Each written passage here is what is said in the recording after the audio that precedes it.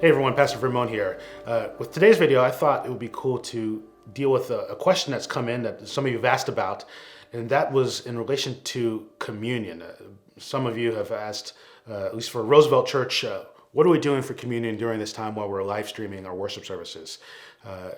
Many of you know we've not done what you might call a virtual communion, and so there's been some question about, well, are we planning on doing that? What's our thought process about doing something like that? But maybe take a little bit of time to talk about that. Short answer is, well, for now, no, we're not planning on doing a virtual communion. And let me explain a little bit of the thinking behind that.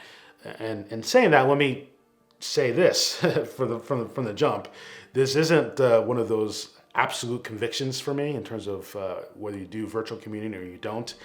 I don't put this in the same category as the Trinity or believing in the death, burial, and resurrection of Jesus. Those are kind of important if you're going to be a Christian, to have some understanding and belief in those kind of what we call essential doctrines. Those things of first importance. But virtual communion, I think there can be a range of differences. It's sort of more of a matter of conscience. So we have sister churches that are doing virtual communion as part of their live stream worship gathering, and so that's great. But for us, I've been thinking about it a little bit differently, and in saying all this, while I don't think it's sort of this essential doctrine the same way as the Trinity or the resurrection, I do think it's important to think about what we're doing, why we're doing it.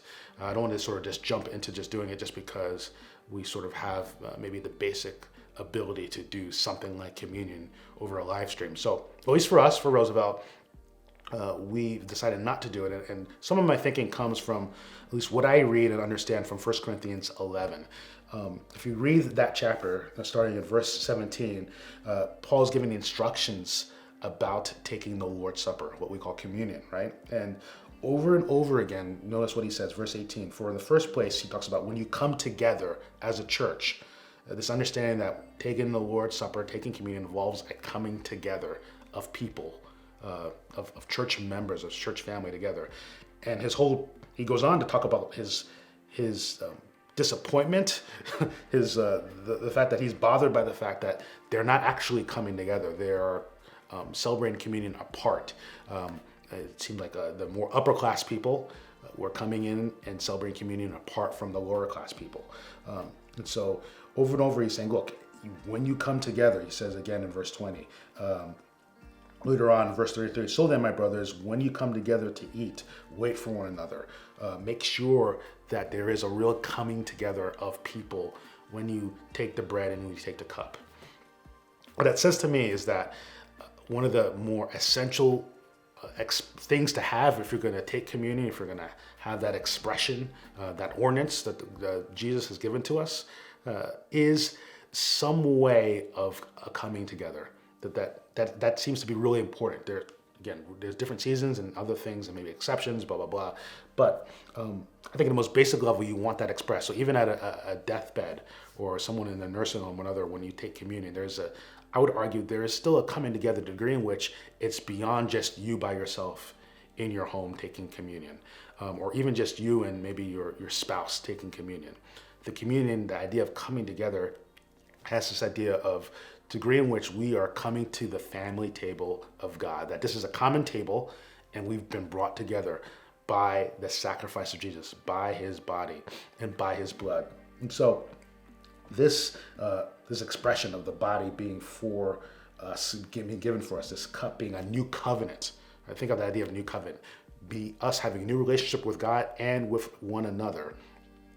All that says that we should, as much as possible, look for communion be done in a way that expresses multiple households, if we can put it that way, coming together and recognizing what Jesus has done for us as a community.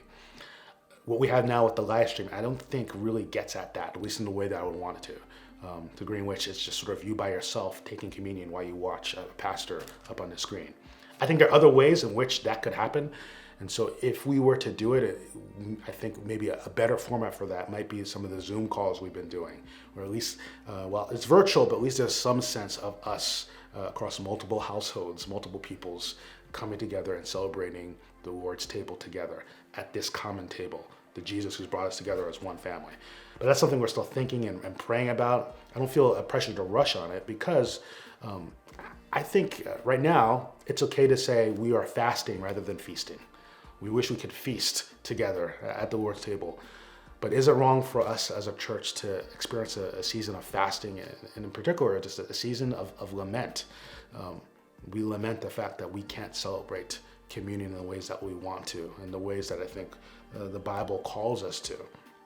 And so at least for now, I'm calling for us as a church to lament and to fast and to pray. One of the things that happens in church community when there's barriers and limitations, it forces us to pray more than maybe we normally would. So let's pray that God would allow, sooner rather than later, a way for us to express communion in the most ideal way possible. And yes, let's pray boldly. The ideal way possible is for us in some way to be in the same space together celebrating communion. If that doesn't work, then we're going to trust that God will open up other ways, other opportunities for us to do it that at least hopefully maintains the best expression of this. So that's sort of where we're at. I invite questions, comments, things that you guys are thinking about related to this. It's definitely helpful as we're continuing to just walk through this together.